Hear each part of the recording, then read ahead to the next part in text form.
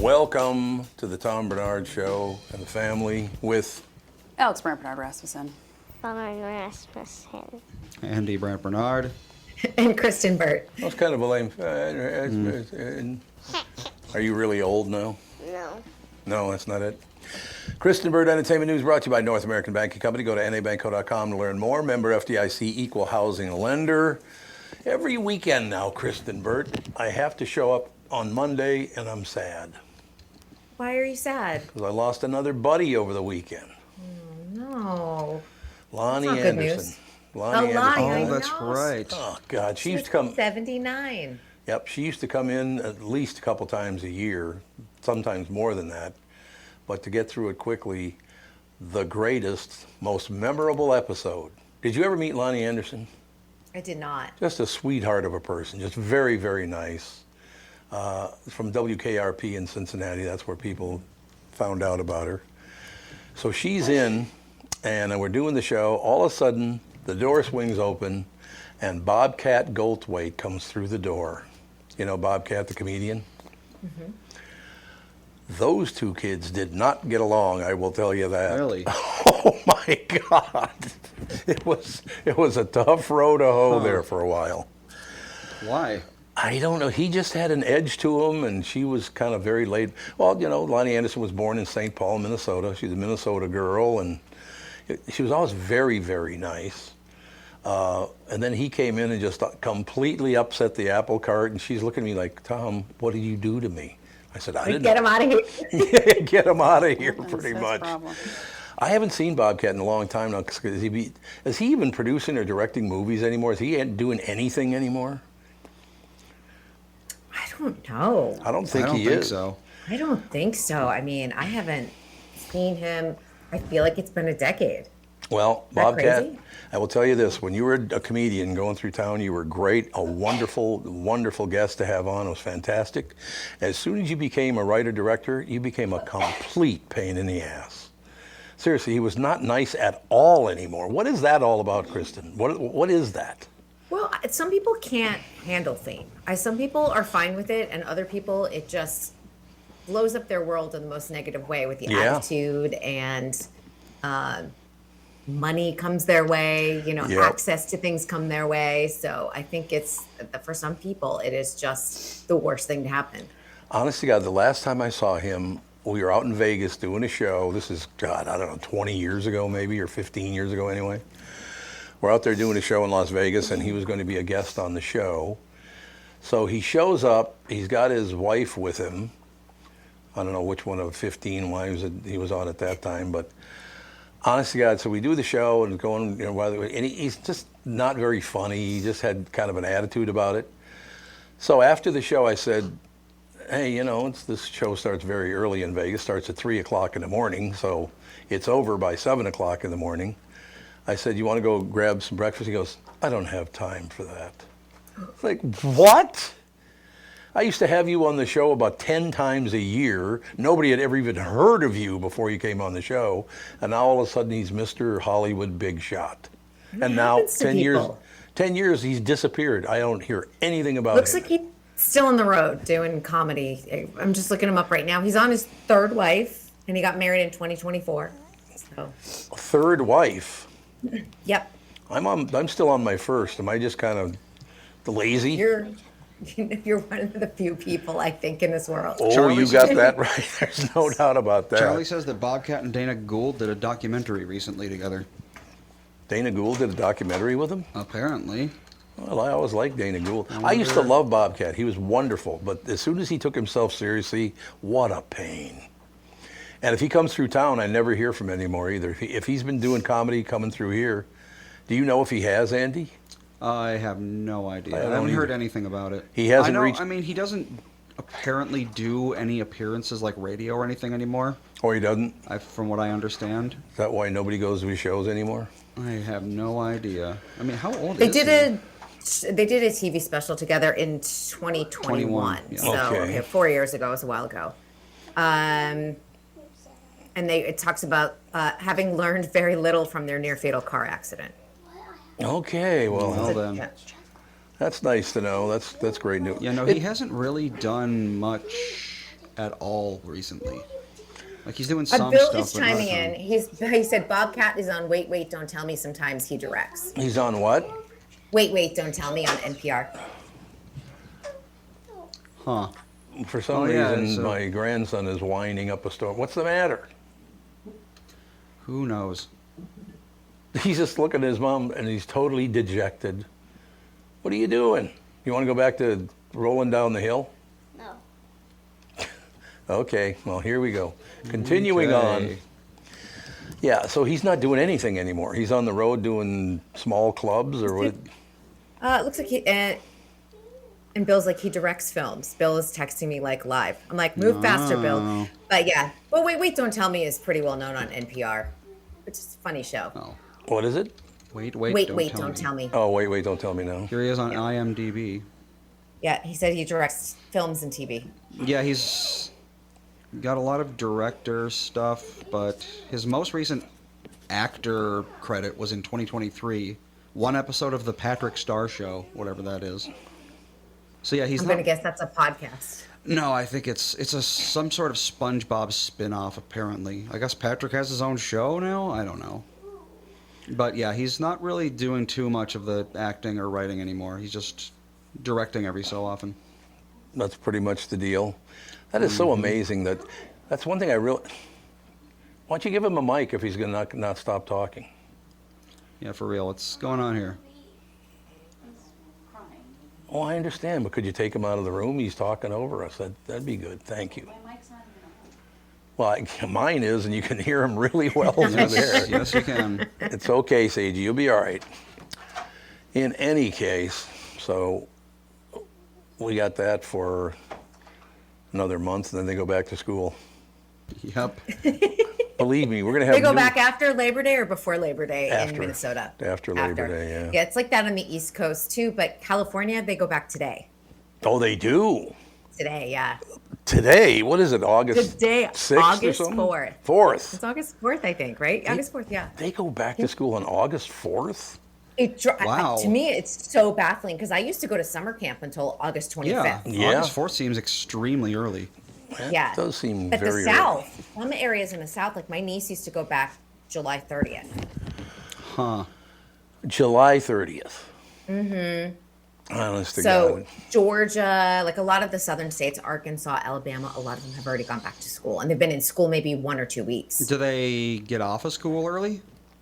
They do a different system where oftentimes they'll do like 3 weeks at Christmas, 2 weeks at spring break. That's Oh, pretty yeah. nice. Yeah. Yeah. I wouldn't mind that at all. I got to be honest with you, though. I've never talked to you about this, Kristen, but I went to Catholic school I went to public school for kindergarten, then I went to Catholic school through 8th grade, and then I went to public school again. By the time I went back, I just hated public school because it was very political. Even back then, it was just really, really political. Like, I'm here to learn, not hear what you have to say about politics. Yeah. And they just won't. It's just unbelievable the school system turned into that. Is it still like that? I Very never political? had teachers like that until probably high school. 10th grade? Yeah, around that. Middle school was Honestly, I fine. Never? And I only remember never like encountered that. I remember one teacher that was like kind of insufferable. But Yeah. all the others, I mean, if they had politics, they were subtle enough that I didn't notice. So I mean, Well, the good news for me is I went through 10th grade and then I tested out and graduated, but they wouldn't give me my diploma until 2 years later. Did you know that? Why? No, why Because would they still make you collected wait? the money for me for 2 years. the seat, you're in the seat technically. Yep, I was in the seat technically, so they collected the money for 2 more years, and I finally got my diploma after everybody else graduated from 12th grade.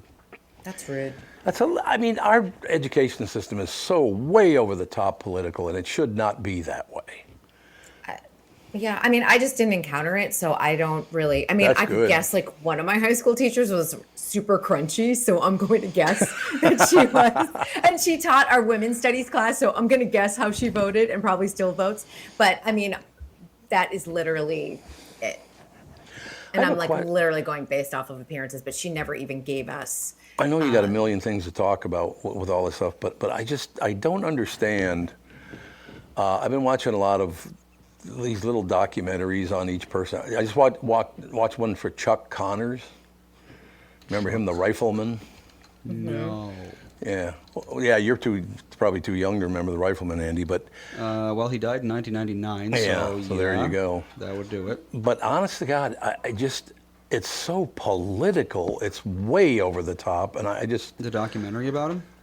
there's a documentary about him. Yeah. Huh. He was a But good what's actor. political? The documentary or Or Chuck Connors. His whole Chuck life Connors. was very political because apparently he was a conservative, and so he wouldn't shut up about that. And then the liberals, they won't shut up about that. So he had to hear both sides constantly. It's like, good God. He was born in Relax. 1921, so conservative and liberal meant a lot different things back then. I thought he was Yeah. born in 25. He was born in 21. 1921, yep. Oh, a year after my mom. There you go. He was 6'5". Oh, he was a big guy. I always liked that show, The Rifleman, and I didn't know that his son on the show's dead too. He died like 4 years ago or something. Son, like his real life son, or this No, guy who on the played show, his son? on the TV show. The old man who played his son. Let's see, here we go. Yeah, there you go. That would be Johnny Crawford. Johnny Crawford, Yeah, he that's died in exact- 2021 at the age of 75. Oh, he was 75? He was born in 46. Oh my God. So yeah, the son of the character was born in 1946. All right, Kristen, That's you have how to you know save, it's an old show. you have to save me, Kristen. Do you have any good news? well, I know Alex wants to hear about what I experienced last night at the Hollywood Absolutely Bowl. do. Okay, I here we absolutely go. The what now? Hollywood Bowl. Last night was the third and last night of Jesus Christ Superstar Oh. with Adam Lambert, Cynthia Erivo, Josh Gad, who was out of the show because he had COVID and was being replaced by John Stamos, who stepped in on yeah. Friday night. But then Josh tested negative and he was able to perform Saturday Oh. and Sunday. So I saw him last night. And it probably ruined me for theater for the rest of my life because that was the most spectacular theatrical experience I have ever had in my entire life. Really? And Amazing. if you talk to anybody else, they will say the same exact thing. Just the cast was stacked. It was really well done.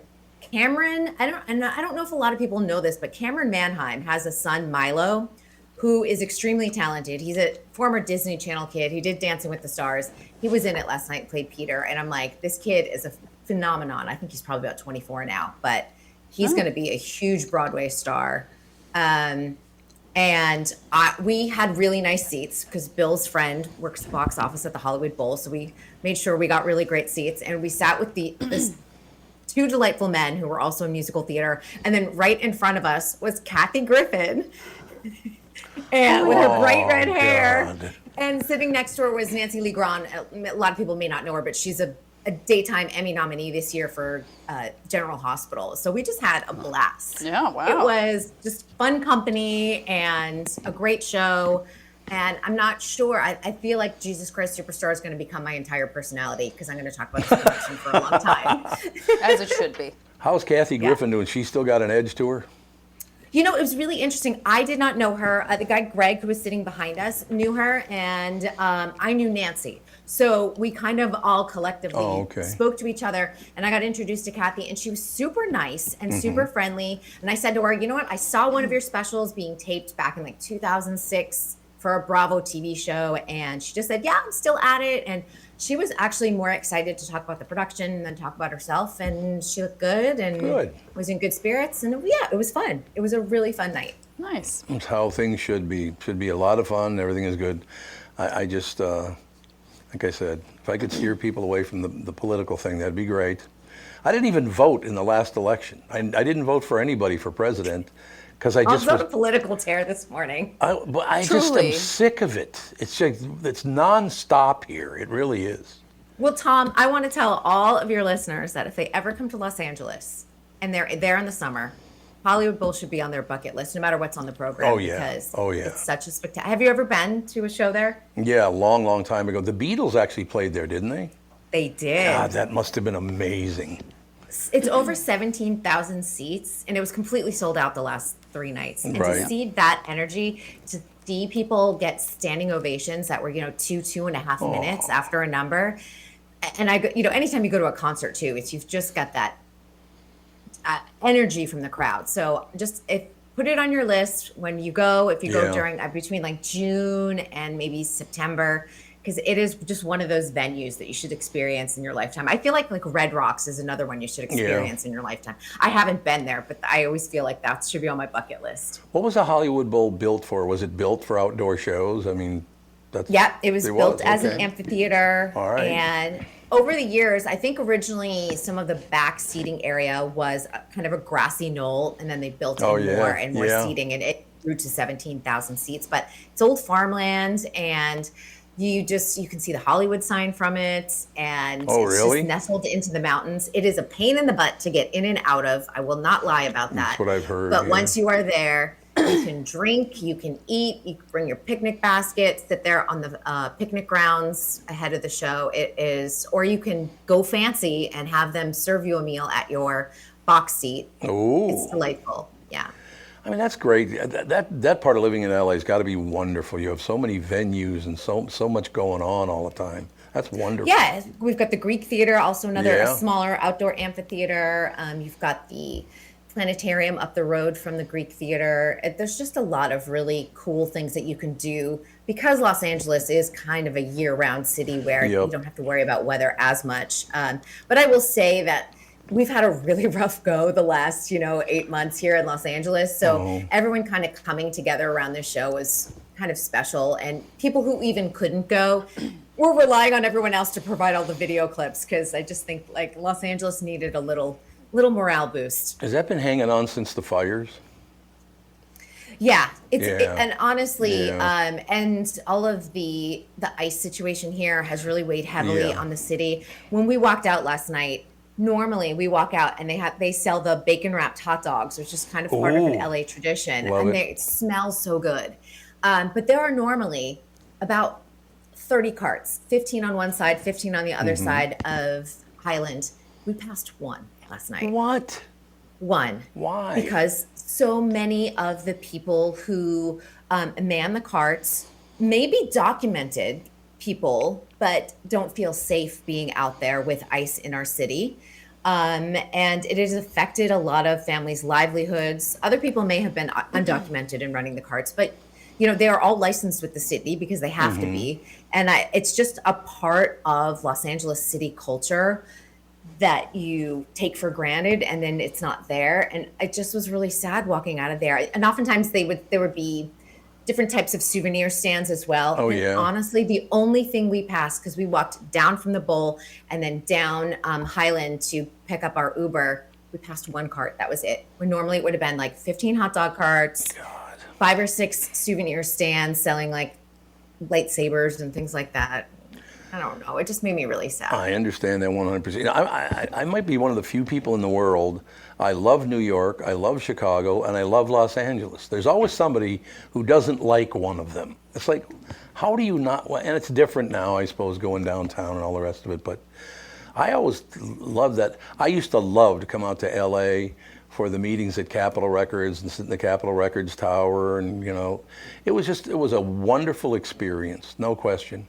My favorite, though, was Las Vegas, when the Capitol Records meeting was in Las Vegas one year, and somebody got popped with cocaine. You should have seen the drugs that were thrown out the window of that hotel, because they did a search all over the building. It looked like it snowed. Honest to God. Thank God. I'm I believe that, because some of the debauchery in Vegas can be, even to this day, it can be a lot. But yeah, you should love your city, because I've always loved Los Angeles. So cool just going out there. Like I said, Chicago, Los Angeles, New York. Maybe I'm just and Minneapolis, St. Paul is not that big back then, but I'm a city guy, I guess. I love cities. I love cities too. I love concrete. And I mean, the good thing about Los Angeles is that we offer a lot of green space as well. So it doesn't feel maybe as much of a concrete jungle the way Manhattan does. But the city is great. And for people to, there's so many great things about Southern California. That's why I always say it's a great place to vacation, because you can do your Hollywood things that you want to see, and then go down to Orange County, go down to San Diego County. There's so many beautiful spots. So. No question. And finally, just to close it out quickly, San Francisco is another place I absolutely loved. I loved going there. And the food scene in San Francisco. You want good food.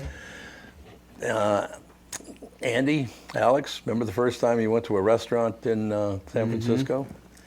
And First they and asked how only old time? you were? You said you were 16, and they poured you a glass of wine. Oh yeah, I Yeah, sure it's the did. first time I ever drank alcohol. 'Cause Yeah, we I were think like me at a too. family dinner, Yeah. and it was like when it was one of those dinners where this is the first time I had ever had alcohol, and they just kept topping off, Yep. and Oh, so no. you didn't realize how much you had been drinking. Yeah, and I remember I went to the bathroom and I looked at myself in the mirror and I was like, oh my gosh. Like, why are there 4 of me? I was like, I've had like a glass of wine. What is happening? And yeah, my mom was like, yeah, I was like hammered after that dinner because they just kept Oh, God, they like did. topping it off and you didn't realize how much, like there was no way of knowing how much you had drank. I was like, oh great. Yeah, we were like Topping what, off is dangerous. 15 and 17 or something like that. You're 15. No, I was at least 16. Okay, so I was 18ish. I was 16 16 or 18. 17 and you were 18 or 19. That was yeah. hilarious. Well, 18 used to be the legal age for drinking, Yeah, it so Did they change it again to 21? it's still Like- 21. Yeah, it's Yeah. 21, Decades unless and you're in decades ago. Wisconsin. Really? I want to say they changed it in the late 70s, early 80s, maybe. Oh, okay. Yeah. Age. Wisconsin, I think it's 18 if you're with an adult. Well, technically speaking, I think we've asked this question before, and Dave's in the chat, and he's the one who answered. And I Yeah. think I remember basically he said that you can drink alcohol at any age. You just can't buy alcohol, or you can't buy, like, you can't furnish, like, a minor with alcohol. You can't, like, buy them a bottle of liquor. Right. But you can serve them liquor in your own home if you so choose. Yeah. That is so amazing. Wisconsin's weird. Dave, you can clarify if I'm correct or not, but I'm Wisconsin's pretty a sure weird that's how it place. goes. I love Wisconsin, though. Had a little fun in the cabin areas of Wisconsin back when I was a young man, 20s, 30s. Sounds scary. It was Any wonderful. age, as long as a parent is with you and I was is gonna serving say. it to you directly. Yeah, I was Oh, going to really? say, I Okay. think as long as you're, like you've got your grown up with you. No. I already did That's that. in Wisconsin. Yes. No, I think it's here too. What? It's I anywhere? think. No. I Well, it think it's depends just on the in Wisconsin. state, but yeah, Dave, is Okay. that true in Minnesota as well? I think it's just Wisconsin. We'll Yeah, find I don't out in 20 to 30 seconds when they catch up. Well, that's the one Right. thing about living in North Minneapolis. The drinking age, I think, was 4. Minnesota's the same. What? Oh, wow. Yeah. So Oh, I it could is? legally like give Fawn a beer. Yeah, if you so choose. Really? Yeah. Yeah, I actually I did that with Ethan like 6 months ago. You give him a beer. I didn't give him a beer, but I was drinking bourbon, and he kept demanding that he have some. No, yeah. And I'm like, you know what? Sure. I gave him a quarter teaspoon and put bourbon in it. Yeah. Gave it to him, and here's what he did. He went, Yeah. It's like gasoline to a little kid. and I was Yep. like, I knew that was what's going to happen, and you just learned a Yes. valuable lesson today. Yeah, I got to be honest with you. When I used to drink, I was not a hard liquor guy at all. It's always beer and wine. I never liked hard liquor. I think it's tasty. Well, a lot of I like people a love it. Good margarita. I was going to That's say true, margaritas yeah. are lovely. Pretty good. So LA's doing well. Everything's good. Everything's good. Naked Gun did pretty well this weekend. I know it came in Oh, third at the okay. box office, but the budget was only 42 million. It earned 17 million US, and with the global tally, it's almost at 29 million. So it'll make its money back, and this is good news for comedy because they can. Yeah. You know what? The studios are going to be able to see that they can put a comedy into the summer slot, and it doesn't always have to be Fantastic Four or some of the other big Mm-hmm. action films. So I'm hoping that this sort of paves the way for future comedies, because I would like to go back to the movie theater and not just Yeah. go, it's going to Yep. be a superhero movie. And I think that Netflix probably should have given Happy Gilmore 2 a run at the theaters, because I think it would have done really well. Oh, yeah. Officer Dave wants me to clarify that in Minnesota, it's not in public. It has to be at home. But I guess in Wisconsin, as You long can as do you're it with at a a parent, bar. you're good to go. Wow. There Wow. you Seems very have it. generous. Yeah, I don't know. I remember taking a sip of beer when I was very, very young, and I thought it was just gross. Yeah. Absolutely. Why still don't why like would beer. anyone drink this? Yeah. And I still, I don't know. People who just like crack open a cold one, I just can't do that. Crack open a cold I one like, there. I like certain beers. I don't like. I like Guinness. That's really the only beer I actually There's like. a lot of bad beer that it's I like. could do why a would hard someone cider. drink this? Hard cider's Right. good. IPA is one of the worst things on earth. I don't get it. Well, if you don't like bitter stuff, Yeah, IPA it literally definitely is bitter. I don't know. It's like drinking, I don't know, earwax It tastes medicine. like metal. Everything tastes metallic to me with beer. All right. Well, Oh, yeah, really? beer really does leach like that can flavor. I know what you mean, but out of glass bottles, it's always a lot better. But that's the same with it's Coke. the same with pop. If it comes out of a glass bottle, it just is better. I think. Oh, a bottle of Coke. There's nothing better than a bottle of Coke. There's no question Even about plastic There's bottles. one thing better than a bottle of Coke, and that is a McDonald's fountain Coke. That's what everyone Oh, says. yeah, but I just they don't. have that's special- true. I don't. It's crispy and trust it. icy. Scary. You never That know is what's in those true. fountains. I know you only got 1 minute, but I want to bring up something because I want to get your take on it as well. I was watching TV this morning, and this series popped on about all these big chain restaurants are in huge financial trouble. Have you heard that? Well, a lot of chain restaurants are closing. I mean, if you Yeah. look at what we've lost between the pandemic and now, it's pretty astonishing. But these things there were like 1,000 units of them across America, and now there are none. Like Perkins. The Perkins is one of them, yeah. Soup Yep. Plantation, that was a big one for a Yep. long time. I think too that fast food is not affordable the way it used to be. That's You right. would have the value menus and everything else, and now all of a sudden, a McDonald's meal can equal what you would get at Chili's, and Chili's has been very smart with their value menu, and that is probably one of the few chains that is doing incredible sales compared to McDonald's and Burger King and Chick-fil-A and things like that. God, it just amazed me though that all of these, there are I think 15 of them that are looking at very few remaining stores or they're totally gone. That We shocked barely me. have Burger King here. That's what I hear. Burger King's not doing well at all. No, I mean, honestly, in the Los Angeles area, the last one I remember was in Hollywood. That's long gone. Yeah. There might be somewhere deep in the valley or on the west side that I don't know about. I'm not sure.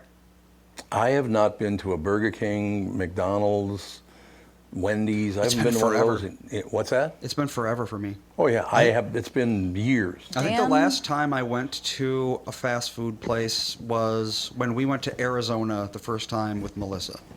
So it's like what, 2018, maybe 19? I don't know. I went to a don't- McDonald's and I think I got a thing of McNuggets because she was like, "Oh, we got to get the egg McMuffin breakfast whatever thing," and I'm like, "That just sounds bad to me." Dan has an emotional attachment to McDonald's breakfast. Everyone does. I don't get it. Because, yeah. Well, that's like his dad. Their hash would- browns are good. His dad Are they? would like take them to McDonald's breakfast on Sundays after church. It was like a thing growing up. And so like once a month, Dan goes and gets McDonald's breakfast. I'd say like once a month, and every single time afterwards, he's like, ugh. Yeah, exactly. And I'm like, why do you keep doing it? He's like, it sounds really good. And then I eat it, and afterwards I just feel like crap. There's I'm a like, lot of those. Yep, and I don't eat fast food really at all because No, it's all I don't meat either. based. Yeah. So Yeah. like the kids really like Culver's every Culver's, once in a Culver's while. Culver's is the only one we go to. They like but the- we haven't done that in a long time either. They like the burgers and fries and the little ice cream that you get. Mm-hmm. So Dan and the kids do that a lot if I'm going to be gone, like if I'm going to dinner with a friend or something like that. They will get Culver's sometimes. But because I'm like, we can't go when I'm around because there's nothing for me to eat there. Nope. Yeah, that's very Well, the true. fries. Yeah, They can make you a that's- grilled cheese, can't that's- they? That's, I don't know. Just like What's the point? a grilled cheese and fries is not like Yeah. a meal to me. I don't know. Like I need some It's my fiber. comfort food. I need some Yeah, there you fiber. go. I don't know. I just don't understand why they didn't segue into much healthier food. Well, they have. There's They like tried. salads and stuff. Oh, did they? But I mean, I don't think anyone's going to trust a McDonald's salad very much. Yeah, I know maybe. like Chick-fil-A has salads and stuff like that, but and McDonald's does too, but they all have meat on them. Oh. Oh, okay. Huh. They all have like They do a grilled kale chicken or salad that doesn't something. have meat. I know at Chick-fil-A. Oh, really? There you Because go. people usually get the nuggets on the side and they add it to the Oh, top. they Donnell dump says they them have in. broccoli as a side at Culver's. I could eat broccoli and So fries. there you go. There you have Delicious. it. Kristen Burt has to go and do real work now. Real. I've got to go do a honest press work. junket for the Chicken Sisters on Hallmark for their Okay. second season. Sounds Fun. great. We'll talk to you tomorrow. See you all tomorrow. Kristen Bird Entertainment News brought to you by North American Banking Company. Go to nabanco.com to learn more. Member FDIC, equal housing lender. We'll take a break. Be right back. Bob Sansevier and a special guest up next.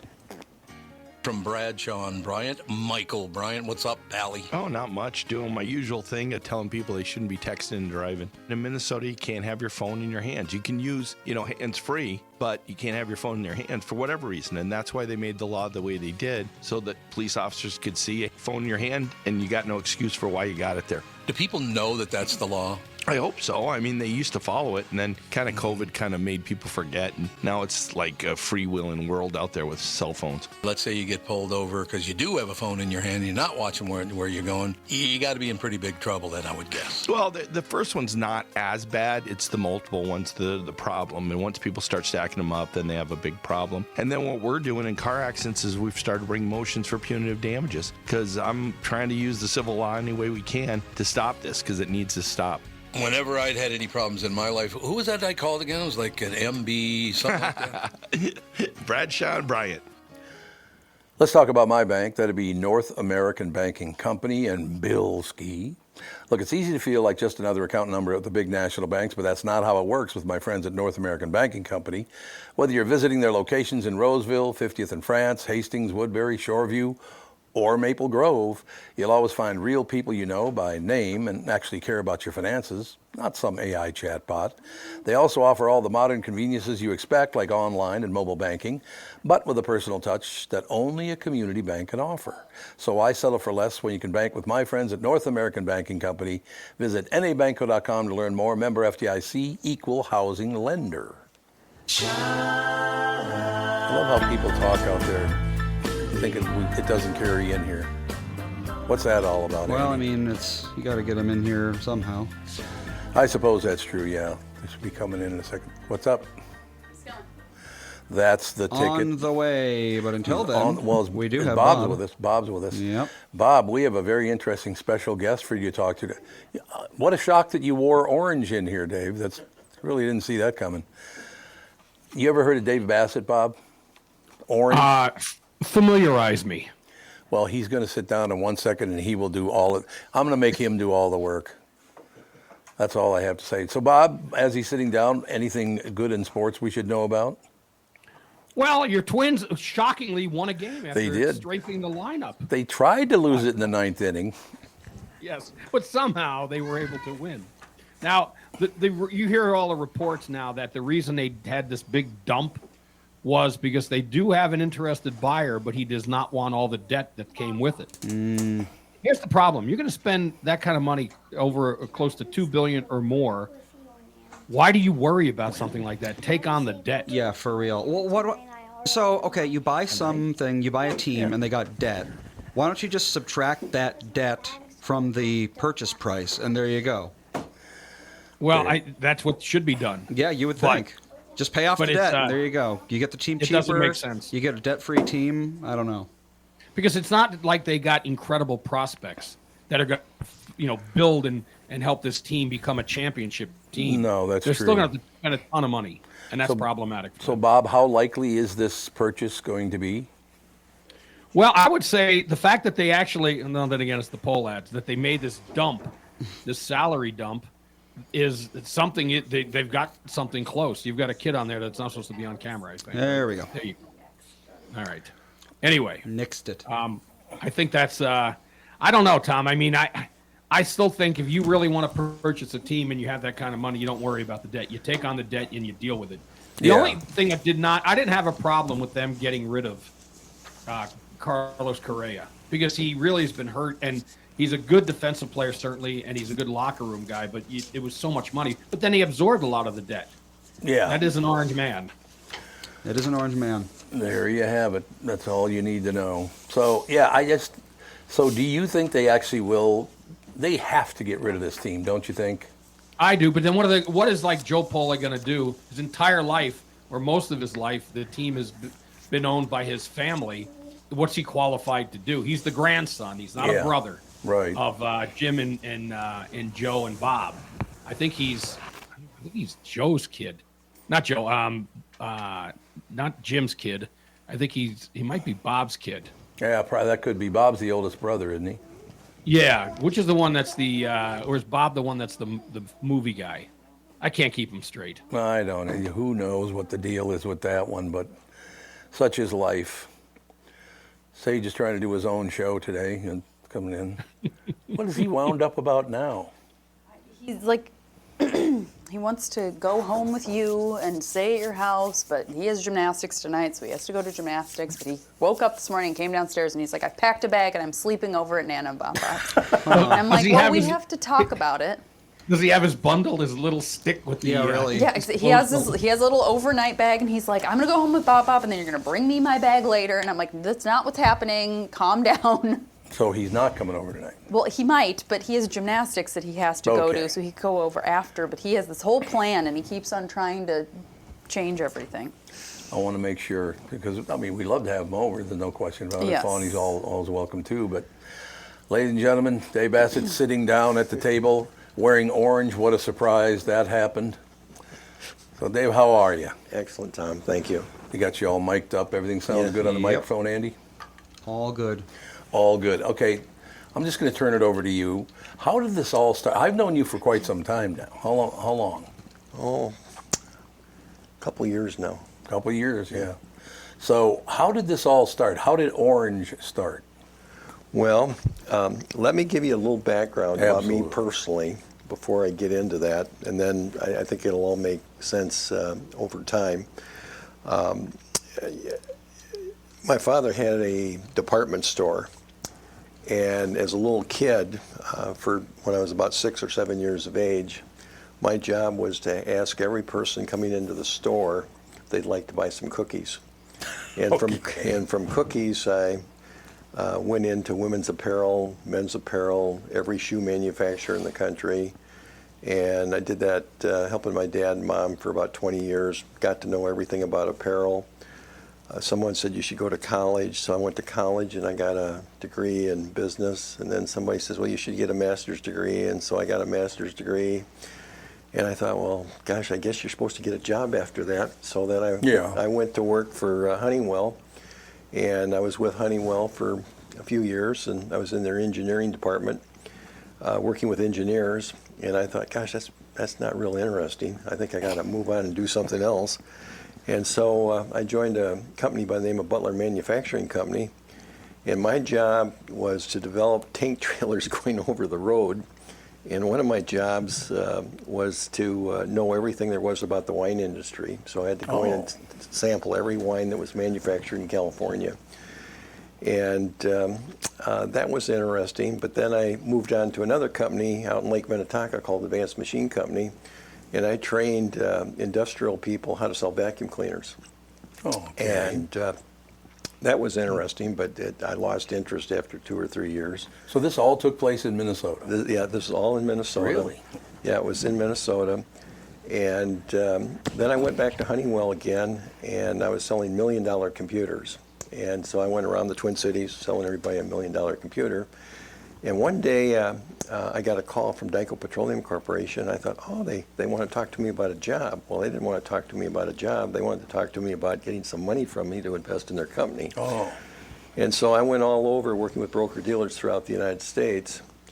And I did that for about 5 or 6 years. And then they decided to go out of business. So one of my goals was always to work for a millionaire. I wanted to see, why does a millionaire have so much money?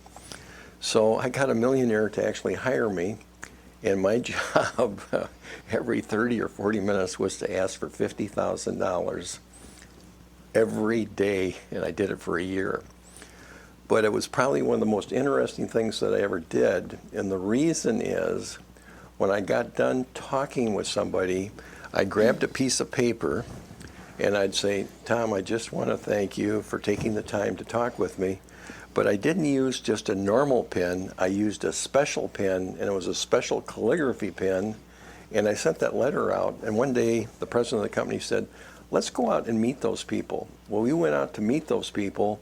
Every one of those individuals still had my letter and pulled it out of their files. Really? Yeah, they did. And I thought, gosh, that's sort of interesting. I write a letter just thanking somebody, and they all have the letter. Every place we went, they had that letter. Mm-hmm. Well, that was interesting. And then I got a call to work for a company by the name of Carnegie Capital. And my job for 3 years was to go all over the United States playing golf and working with professional golfers. Oh, that's too bad. It's really tough on you. Yeah, and I did That's that really too bad. I did that every day, and I enjoyed it. My wife didn't think that was the greatest idea in the world, but I did that, and I had fun. And one day I thought, gosh, I just can't get up every day and go out and hit a golf ball. So I got hired by Piper Trust, and I helped build Piper Trust downtown as a trust company. And that lasted for a few years. Then I went over to U.S. Bank, and I worked with high net worth individuals. Then I got a call also to represent another company in St. Paul called AEI Management, raising money in real estate all over the country. I was there for about 5 years, and then I joined a company in Chicago, Illinois called Inland Real Estate. And I went all over the country as a motivational speaker, talking about everything but real estate. So it gives you a little background in terms of what I've done over the years. And what happens is many of those experiences become extremely valuable. Now, to answer your original question, how did I get involved with Orange? Well, I actually, my son died of cancer 20 years ago. And he had non-Hodgkin lymphoma. Oh, yeah. And I was just reading one of the notes he put out when he died, because I was talking to him just like I'm talking with you.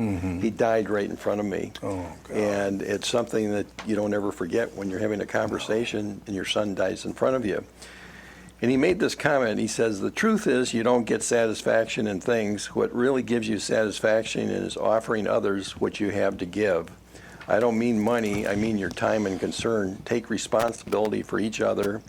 Love is how you stay alive even after you're gone. You've got to dance like nobody's looking and love like it's never going to hurt. Death ends a life, not a relationship. And so I carried this with me for 20 years. And when he died, he had an orange boat in the front of his house. Yeah. And my wife said, what are people going to think of this orange boat? So I was out at the airport. I had an orange tie on, something of this magnitude. There you go. And a woman came up to me, and she wanted to buy my tie. And I thought, gosh, I've never had any woman come up to me and want to buy my tie. I went to Salt Lake City. The next two women, they wanted the tie also. Really? So I spent the next 17 years going all over the United States, in every state, every place I went, and I got up and I talked about Orange. And when you get up and you do that for 17 years, you get known for one thing. You get known for the color orange. So that's really how that happened. And if it wasn't for that death, I wouldn't be involved with Orange like I am today. When I came up here to visit you, I only had 3 people stop me. Okay, 3 people walking through the door. The first person that stopped me was an interior designer for office here. And then she introduced me to her chiropractor, who was also here. Then she introduced me to her son, who plays out of the Golden Valley Country Club. And I met those three things just because of Orange, and she wanted to talk about Orange. And so that happens every 20 minutes wherever I go. Yeah, you were telling me that. Yeah, it happens every 20 minutes. And so I actually wrote down some of the different stories in terms of how I come in contact with people. And one of the things I found is I've got to get in your world before I can get in my world. If I do that, something's going to happen. And that's a little bit how it all started. Bob, you should ask how much money is involved in that business. Well, I was going to ask a couple of things. One, your Please do. resume must be 10 pages long. The other thing is you were the original Orange Man. When I saw all the orange, I'm thinking, my God, what a Trump supporter this guy is. But it has nothing to do with Trump. You predated the whole Orange Man thing. You are the Orange Man. Yes, yeah. There's no Pants truth. too? Are your pants orange as well? can't see I that. didn't wear them today, but I do have several pairs of pants that are orange. My golf bag is orange. My golf shoes are orange. My watch is orange. Your glasses, I saw that too. Yeah, my obviously. glasses are orange. My car is orange. My hankies are orange. I didn't think there's any other color other than orange. Bob, you should ask him if there's any money involved in all this. Well, I doubt there is, Tom. I'm sure there's nothing to be made for a guy who's had 50 jobs, all of them making tons of money. The fact that someone came to him to borrow money to help as seed money. So, all right, how much money is there in the orange world?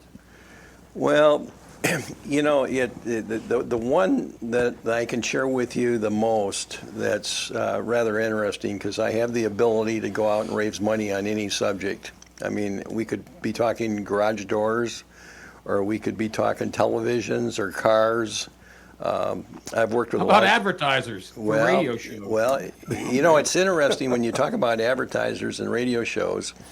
I consult all over the country today, and one of the things that I do is I specialize on the words that are actually being used when you talk to somebody or convey with somebody, because one word can change the entire activity of what actually takes place.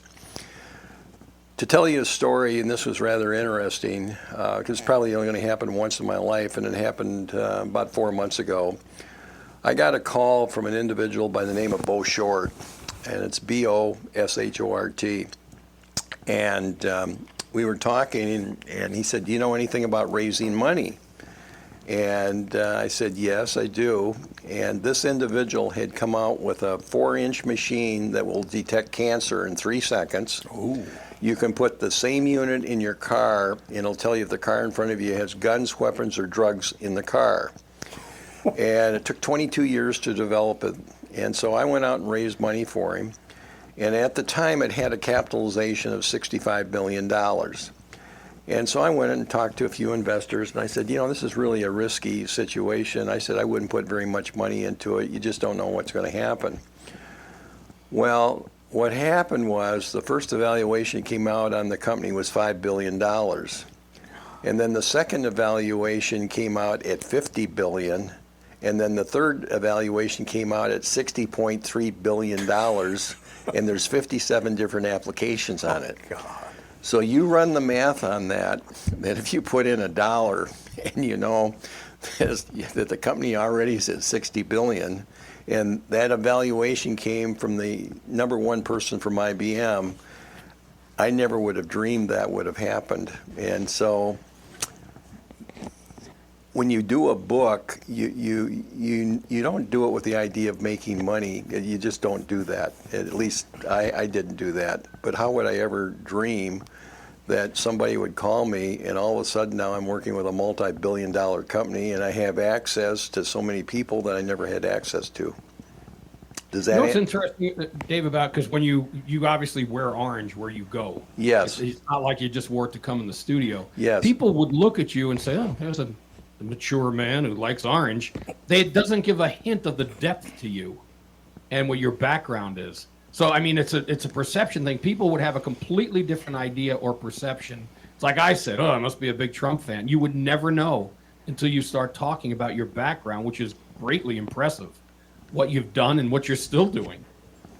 Well, I think most people my age would probably not be doing what I'm doing because, like I was talking to Tom, and we were talking about retiring, and I thought I have no desire to retire, and I'm more than 25 years of age right now. So, well, if I looked at you, like if I worked at a carnival, I could probably guess your weight better than I would guess your age. Because your age, I mean, you're in an age where I couldn't even begin to guess. 60s to God knows how much farther we would go. Well, I'm thinking you're out of your 60s. With all the background you have, we'll certainly say you're out of your 60s. Safe? And out of the 70s. And starting mid 80s, and no one would. Well, that's impressive. Yeah. Just I was at the Mayo Clinic, and they did some heart operations, and I walked into the doctor, and the doctor said, "We're going to do open heart surgery on you." And I said, "No, you're not going to do open heart surgery. You can do anything else, but you're not going to do open heart surgery." And he said, well, we can do this and do this and do this. And I said, well, that's what we're going to do. And he said, well, I got to tell you, at age 90, you got to come back and do this all over again. And I said to him, well, guess what? If I get to 90, we'll do the program. Yeah. But we're not going See to you do. then. Yeah, we're not going to do open heart surgery. Did you give you a number of stents? I had 3 stents. 3. Yeah, 3. So that means because I've had these tests and I was told they don't do a stent unless it's 80% or more blockage. So you must be invigorated after having the stents put in. You know what was really interesting when I got to meet with the doctor, you know the first thing he wanted to talk about? Orange. You want to talk about your He book? wanted to talk about orange. I'm there to find out about my heart, and he's there to talk about orange. Well, you are Did you talking come about with your own orange coverall that you have to wear at the hospital? No, Yeah. Little ties on the back? no, not at all. Not at all. Hey, would you hand me one of those books? Yeah, that's for you. I want to. Oh, it's for me Yeah, anyway. Yeah, it's for you anyway. I get to The show book is everybody- show orange, of everybody. course. Yeah, the book is orange. The book is orange. One color, major I can't- results. Tom, what's up in the upper right-hand corner? What's that orange thing above That's the the word boat. orange? That's the boat. Oh, it's your the son's boat. Okay, boat? you Yes. can't really They're see it. origami boats. Yeah, it's the boat. That's Neat. that's my son's boat. God, that's amazing. And you said $65 billion? Is 60.3 billion. 60.3 billion. Yes. Did you see that coming at all? No, but you know what's really interesting? Bo Short, who I'm working with, doesn't care about money. All he cares about people. And when I start to talk to him, the first thing he talks to me about is my wife, my family. He could care less about the money. Is he from the Short family that owned the basketball team back in the day? No, he's based out of Montana. Oh, Montana. He's okay. based out of Montana. If you Google him, he's got one of the most impressive records I've ever seen.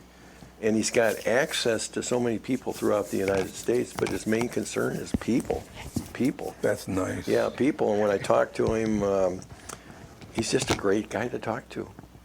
Coming from you to say that's one of the most impressive backgrounds, that's impressive with your background. Yeah.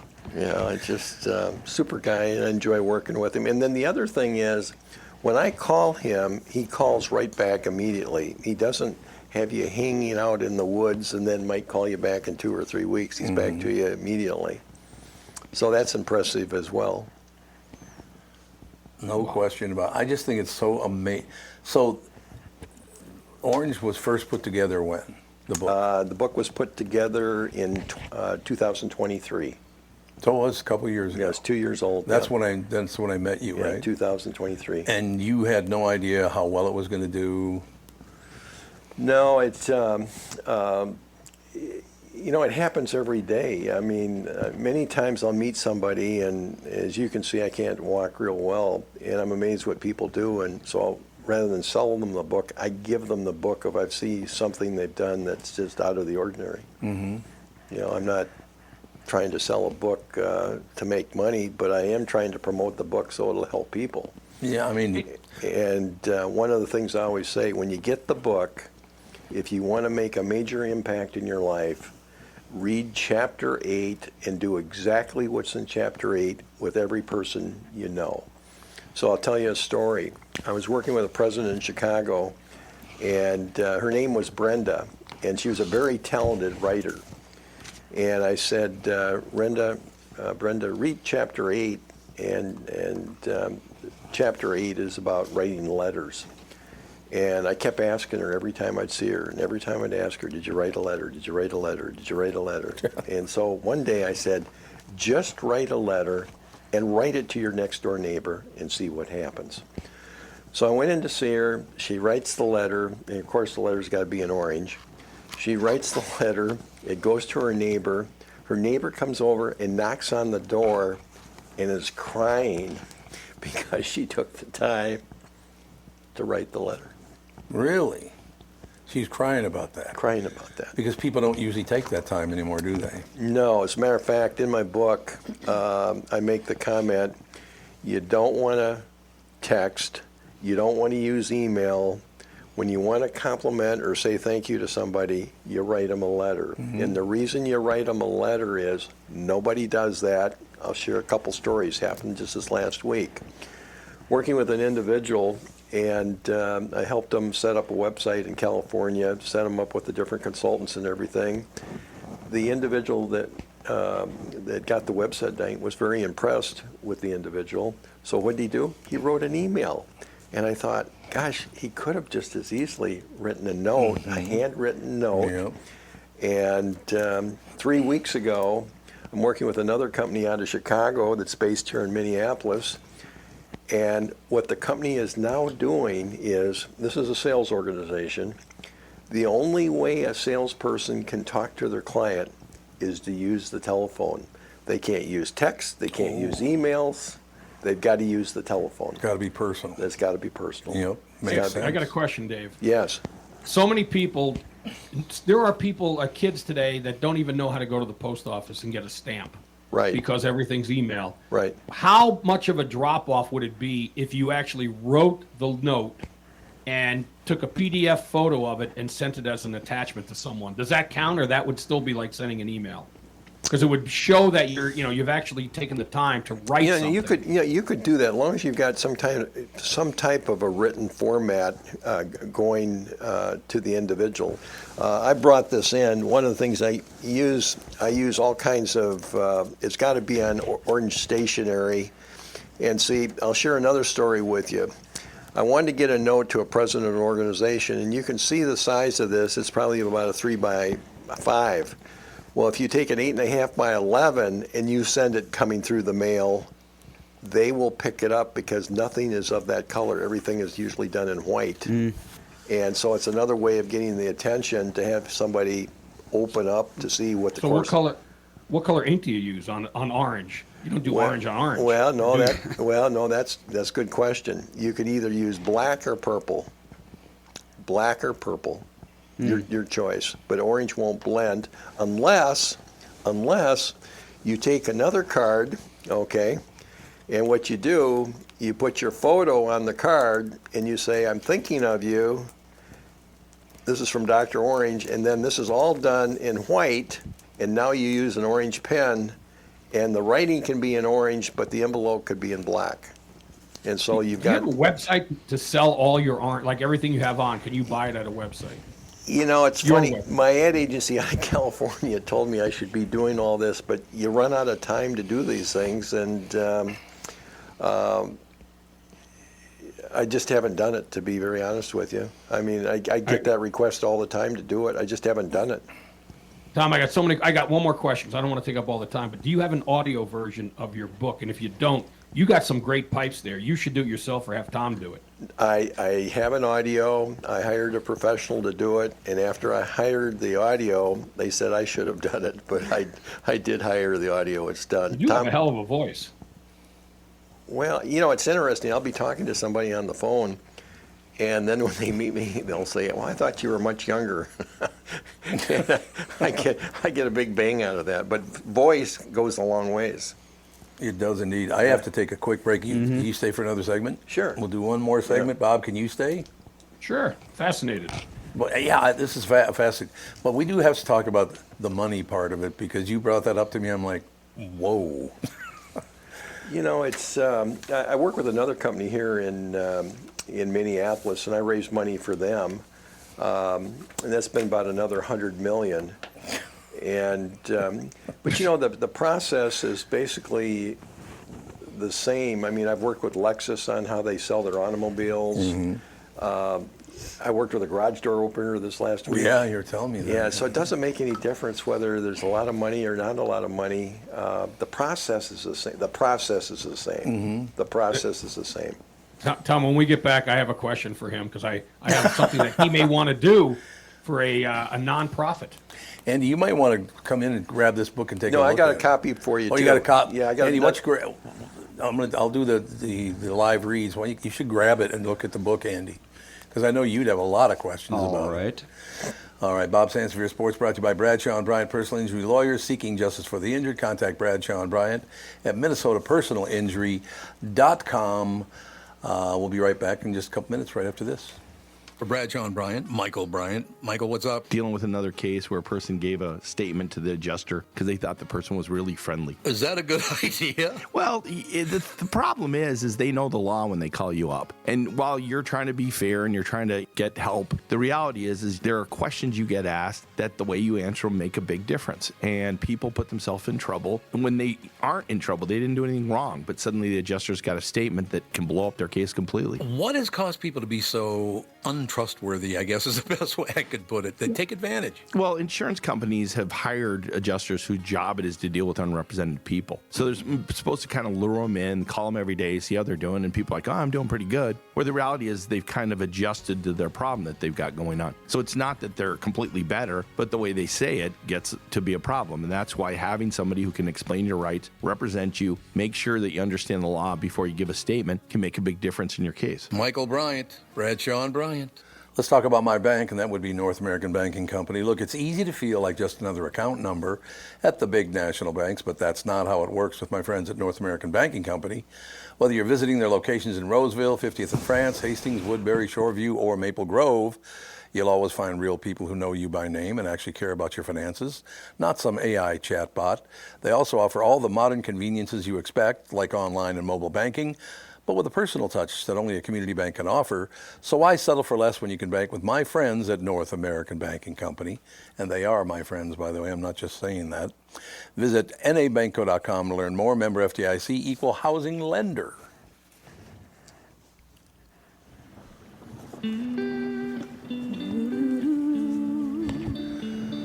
We are back, ladies and gentlemen. David Bassitt with us. Orange, one color, major results.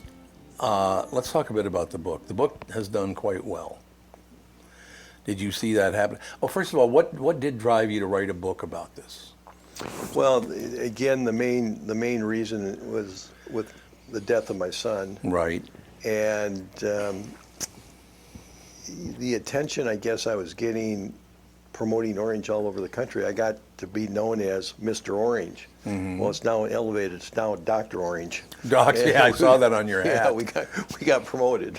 You're a Dr. Orange. Dr. Orange. And I get people that, will stop on the hat, will stop on the shoes, will stop on the watch. I just talked to an individual the other day, and he said he was at Trader Joe's, and he couldn't get through the line because the cashier wanted to talk to him on Orange, and all these other people are waiting, and he said he just really couldn't believe it. But I think the other thing is, as you see positive things happening with people, you get more engrossed with it, and you do more things with it. Mm-hmm. I mean, if you followed me for the day, you just shake your head and say, gosh, I can't believe you can meet people that fast. Yeah, well, you said, 3 coming in the building today? Yeah, 3 coming into the building. Yep. And the one thing that I will share with you, this comment is worth millions. And when you meet somebody, there's only one, this is my opinion, okay? And this is after doing it many, many times. If they're 8 years old, or 100 years old, you ask this question: are you retired? At 8 years old, that's good. Yeah, at 8 years old, or 18 years old, they're going to laugh at you. And the woman coming through today, she says, does it look like I'm retired? And that's one answer. Another answer would be, not yet. And another answer would be, yes, I am. Well, you can go further and say, well, do you plan on retiring? And all of a sudden, you have a conversation that is actually, taking place just because you asked the question, are you retired? But the other thing that happens when you ask a person if they're retired, you really won't do anything other than know everything about them. The other night I was taking a walk, and this lady came out, and she wanted to start talking about Orange. And I said, are you retired? That's all I said to her. When we got done, I knew what her daughter worked, what she did, what her son-in-law did, what her husband did, how old she is, how much money they spent to cut down all the trees. And all I'm doing is just sort of sitting there. And then she made probably one of the most interesting comments that I've ever heard. somehow she brought up politics, and I've learned you really don't discuss politics because you're never Right. going to win, or you're never going to win. Right. And she says to me, you know, you're such a nice person. I can't ever imagine that you'd be a promoter of, who's the president today? That would be Donald Trump. Donald Trump. No, I'm just joking. She said, you're such a nice person. I can't imagine you'd be promoting him. And I said, well, one thing I've learned is you don't discuss politics. And the reason you don't discuss politics, you can't change people's views. It isn't going to happen. No, you're absolutely right. You're going someplace you don't want to go. You want to look at the individual and see the individual and to see the things you like about them, not politics. But that just happened. But you're such a nice person. I've never had anybody say that to me and then say, you know, Donald Trump, that you wouldn't be promoting Donald Trump. I just got a big bang out of that. Well, But- it is pretty fascinating. Alex, do you have a comment about that? No, like, it's funny that she would say that. First time I'd ever met her, and Yeah. and guess what? I liked her. I loved talking to her. I thought she was entertaining. How that popped up, I don't know. No. I don't know. It's so amazing to me how important politics have gotten to people. It appears right now that politics is the number one thing they're concerned about. I mean, I'm talking about both sides, all sides. Yes, yes. I grew up a Democrat, and then I was a Republican for a while, and now I didn't even vote in the last election. I don't like how people are using their politics to hurt other people, and it's from all sides. I don't like. That's not what it's for, is it? Well, I had a call from Baltimore, Maryland this week, an individual I'd worked with for years, and he made a comment. He says, Dave, I'm having a real tough time right now. He says, I've got many of my friends that are talking about politics, and they're some of my best friends, and we have differences of opinion. And I said, well, the answer is forget the politics and look at just the things you like about your friends, not politics. Yeah, absolutely. That'd be just- nice when you get back to that. Yeah. You know, we all grew up differently. We didn't have the same life. People are going to go one way or the other. I don't hate them for however they ended up. That's how you were going to end up, right? Right. And to have hatred towards it. And it is hatred. It's not just dislike anymore. It's turned into flat-out hatred, which... Well, Tom, one of the saddest things in America today are the people whose families and close friends have fractured relationships because one side voted for Trump. Yep. That Yep. to me is Yeah. tragic. Well, I have not talked to two members of my family in 20 years because of politics. I mean, my own family. It's unbelievable. Yeah. You know, I don't understand. You should do this. You should. It's like, once again, you and I didn't live the same life. Maybe we did up until we were 18 years old, but then we went in different directions. So, I mean, I would like to look at something like Orange is, trying to bring people together, not separate them, not tear them apart. So, I mean, I want to thank you for that, first of all. Just, it does bring people together, does it Yes, not? it does. Yeah, it does. And why? So they really need it, obviously. People need to be brought together. They don't know how to do it, and this is working for them. Orange, one color, major results, is working for them. That's Tom, wonderful. I know how to do it, to bring them together. This is the thing I wanted to plug for them. Dave, I'm president of the Buffalo Rodeo. We have a sponsorship. How about this? The Buffalo Rodeo presented by Dr. Orange. We will have orange paraphernalia, t-shirts, merchandise. You can have a tent. We'll put a tent there to sell the book next June. What do you think? I think it's a great And it's idea. really it's an infinitesimal amount. 50 gets you all that and more. You get a booth too, a VIP suite. Oh, For nice. 6 of your orange friends. Yeah. I'm sure with all those billions you got, maybe you can put one of them in there. Well, it isn't me. It's the Love other to talk. people. It's the other people that are going to take advantage of that. Make a call. Yeah. And make a call for Tom too to get, he's got some plans. A few more sponsors wouldn't hurt, right? Maybe Yeah, there buy you- him a radio station. There you go. Nice FM station in town. What do you have there? Well, I think I mentioned to you when I was working for Carnegie Capital, one of my jobs was to go around with financial advisors to show them how the human brain turns over when they meet somebody. Mm-hmm. And I got to the position that I can talk to you, and I know exactly what you're thinking before you say anything. And so I would teach them on how to do that. Well, one day I was at a seminar and one of the speakers got up and he's talking about how he does it with a piece of paper. And I thought, gosh, he's doing this on paper and I'm doing it with a human eye. So I heard him once, I heard him twice, I heard him again, the fourth time, and I walked up to him, I said, I want to learn what you do so I can use that in my practice. And he says, well, if you fly to Houston, Texas, he says, I'll teach you how to do it. So I get on an airplane, I fly to Houston, Texas, he meets me at the airport, and I said, what hotel am I going to be staying at? He said, well, you wanted to learn how to do this, didn't you? And I said, yeah. I'd never met him before. He said, you're staying at our house for 1 week. And so well. I stayed Wow. at his house with he and his wife. Incidentally, they lived on a golf course. So he taught me for 3 years or 4 years on this little piece of paper. And this little piece of paper takes you 60 seconds to fill it out. Mm-hmm. And in 60 seconds, I'll know everything I want to know about you, number one. I can know how you turn over. I can know how I can improve you. And I can talk about you for a couple hours. And wherever I go, if I'm working with somebody, they fill out this little piece of paper because I know exactly what they're going to do, exactly how they're going to think. And I've done it so many times, even if they don't fill out the piece of paper and I listen to them, I still know. What's the key question on the paper? There is Or no what question. about- There's 40 words. There's no right or wrong.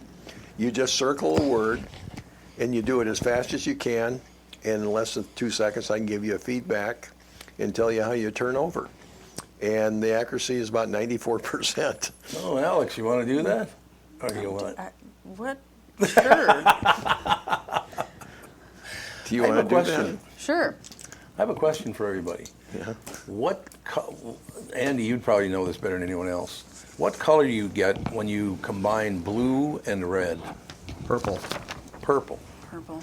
So you kind of moved toward that. Yeah, You didn't end up with purple. You ended up with orange. though. Yes. That's yes. what that's all about. right. See, pretty good guess, Yes, huh? yeah. So I just read all these. No, okay. I'm going to tell you what Oh, to do. You have to okay. follow the instructions. Number Oh, there we one. go, okay. Okay. You see the first column? Yep. Second column, you see it? Yep. Third column? Fourth column. Yep. Here's what you do. As fast as you can, I don't want you thinking. You start, I don't want you thinking, because I can see already through your eyes here. I can She's a thinker. Yeah, well, I spotted that like within nanoseconds. Okay, I want you to go through and circle each word that describes you. Don't be humble about it. Do it as fast as you can. Move to column 2, then column 3, and then Each column. word that describes me. Yeah, and you don't have to be humble about it. I mean, if you think it's you, just circle it. Okay. There's no right or wrong on this. Yeah. Okay, there's no way that you'll goof up. Okay. It's just you. Okay. All right, you're on. Okay. You get 60 seconds. Now, Dave, I got a question for you because Yeah. I often ask people, describe yourself in 2 words or less. I make them capsulize themselves in as few words as possible. What do you think of that way of doing things? Well, see, this is where I learn. So let me grab something. Okay, let me do this. Bear with me just 1 second. Well, as you're looking it up, I will point out what I like about this whole thing is this is a way of bringing people together unlike anything I've ever heard of before. She's done. And I'm really, really happy about that. We're actually trying to bring people together rather than you need to agree with me and then I can get along with you. It's like, relax. We've had different lives, different experiences. We do all need to move together eventually, or this whole thing's going to come apart at the seams. Tell me again the question you asked them, please. What describe yourself in 2 words or less? Because it forces you to capsulize yourself. Andy I mean, I'm guessing one of your Barnard. words might be orange. Those are my 2 words. Your 2 words are are they? Andy Bernard. Yep. Well, see, this is where you learn from other people. I mean, it's things just like that. I mean, I think it's very nice. And see, I'll capitalize on that, and I'll think it through and think, gosh, there's a different spin that I can use that when I'm talking to people. And this is how you learn having more contacts with people. Because I write down everything, otherwise I'm going to forget it. Yeah. when I leave very, very quickly. Are you done already? Yep. Okay, let's take 60 a seconds. Already. 60 seconds. Andy, what do you think's going to be I on was there? probably done in 20. Okay, but this, we got to just see. 1, 2, 3, 4. 1, 2, 3. 1, 2, 3, 4, 5, 6, Wow. 7. Got a lot of 1, descriptors. 2, 3, 4, 5, 6, 7, 8. She liked column I'm 3 and 4. multifaceted, I Andy. guess so. Is that a Well, word on there? this- Multifaceted? Now, how free can I talk about this? Go for it. No, You do what you need to do. You sure? Yeah, I don't want to offend you or anything. I won't be offended. Well, We want to cover the kids' yeah, ears. okay, I'm her dad. How okay. could you be offended by All anyone right. else? You're the type of person I'd like to have with me if I'm trying to sell something, because you're going to get along with people extremely well. She does. You have the ability to promote things extremely well. Outstanding. I'd make sure you're in a people position, okay? Not a non-people position. Yeah.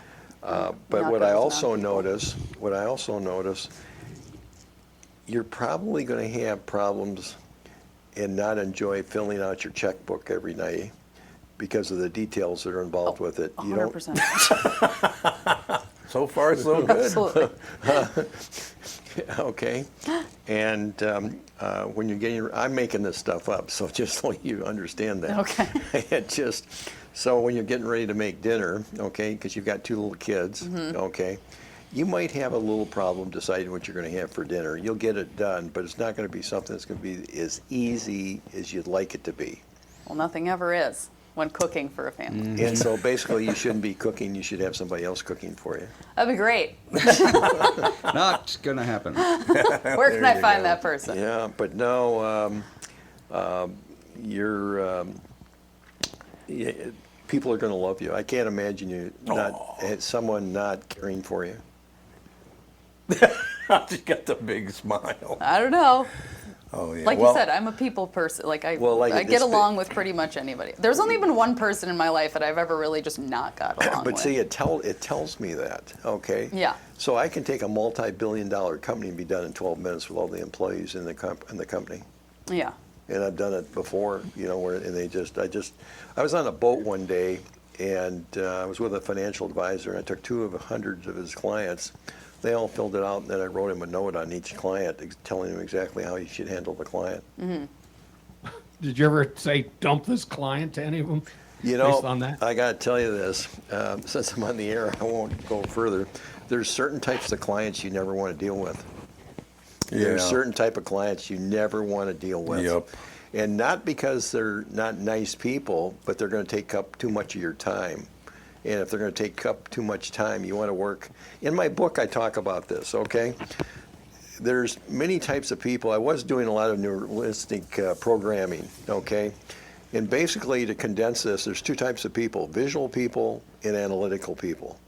Visual people are fun people to work with. Analytical people are not fun to work with. And the reason they're not fun to work with, they ask too many questions, they take up too much time, and basically it's tough to please them. It's tough to please them. End of story. You know, Dave, you know what I call people like that? Because we deal with them a lot. Human barnacles. Because they attach and you have to scrape them off. Human barnacle. Yeah, Very nice. there you go. I mean, you wouldn't realize it unless you're working with them all the time. It's and I see it every day because I'm consulting almost every day with somebody around the country, and I just say you got to move on. I mean, you can work with them, but it isn't something I'd want to do, I guess is what I'm saying. And I talk about that. Your audience is probably 60 to 70% visual.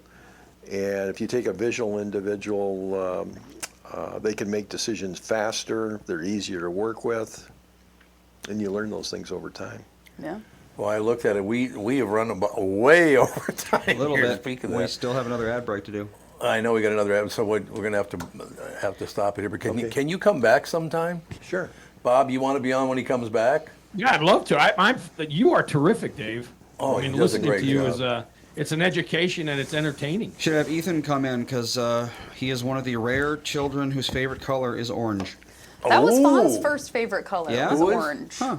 Fawn's first favorite color was orange. Was it really? Yeah, it's not anymore. Why do you but it think was. that is, Dave? That their children, their favorite color is orange. Well, here's another story for you. Here's another story for you. One individual I asked, I said, "Are you retired?" "No, I'm a second grade school teacher, but I really like orange." And I said, "Well, why do you like orange?" She says, "Because in the classrooms, if the rooms are painted orange, the children learn better." Really? Yeah, they learn better. And I thought, gosh, I never would have known that. But again, by asking the question, "Are you retired?" "No, I'm a school teacher." And she taught me that an orange room will allow you to learn more if you're a second grader. That's amazing. Yeah. Okay, one quick stupid question, Dave. I was trying to get you Because out of here the on orange time. thing, did you make sure to watch the movie Clockwork Orange? No, I have not. No. All right. No, I have not. I don't think it would do much for the color. But No, probably not. No. Maybe not. Clockwork Orange. How about okay. Annoying Orange? Do you like that YouTube series from 2005? I'm not. He just- I just wrote that down. How about orange juice? You drink a lot of that? No, I don't. No? No. I get a lot of inquiries like that, but No, no. I bet. No. All right, we'll take that quick break, come back, and it's pretty much wrapped up. Yeah, this is one of the longest shows we've ever had, Dave. Really? Yeah, really. Oh, wow. It's very fascinating. Bob Sansevier Sports brought to you by Bradshaw and Bryant, personal injury lawyers seeking justice for the injured. Contact Bradshaw and Bryant at minnesotapersonalinjury.com. It's Tom for Wellshire Alzheimer's and Dementia Care Facilities.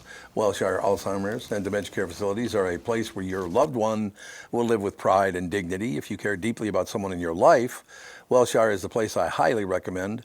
Wellshire is a memory care focused facility that has a full nursing team, always staffed within the building 24 hours a day, 7 days a week. They've never used or relied on any staffing agencies. Wellshire of Medina is now accepting elderly waivers after 12 months of private pay. I know them personally. They are a family-owned local company conveniently located right in Medina and Bloomington. They are the best staffed memory care facility in the state. Wellshire has a robust community with activities 7 days a week. If your loved one is in need of a memory care facility, please get in touch with my friends at Wellshire. Set up a tour or learn more at wellshiremn.com. That's WEALSHIREMN.com. Many car dealers try to create an extreme sense of urgency. Does anybody really buy it? We gotta sell 100 cars by Saturday to get the boss off the roof. You'll never see these rebates again. And oh yeah, your trade will never be worth more. Really? I asked Jim Paul from Valley Buick GMC in Apple Valley and Valley GMC in Hastings his thoughts. I don't even know what to say. I hope folks are smarter than that. Has there really ever been a time when it was urgent? Probably not. But this tariff environment might be a first. Valley has several hundred pre-tariff units on the ground. Who knows what's going to happen with the tariffs, but these are really safe buys. Going forward, Valley's committed to make whatever the situation is as painless as possible, like we've always done. Where can we find you then? Get them pre-tariff. Hurry, hurry, hurry. When they're gone, they're gone. And man, At a Valley store in Apple Valley or Hastings or valleycardealers.com. Certainly not on a roof.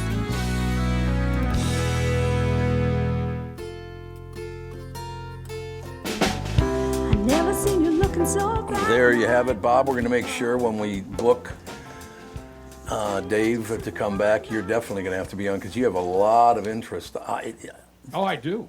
I know you do. Indeed. I think it's wonderful. Andy also. Rodeo. You You didn't- didn't by Dr. Orange. Keep it in mind. Yeah, there you go. Andy, you didn't get a chance to talk much either, and I know you'd have a lot of questions, I would imagine. I mean, at this point, I think it's probably best to do a Q&A another episode, huh? Yeah, we should do a Q&A. Do you two want to talk about it? Because, Andy, you know the scheduling and all that stuff.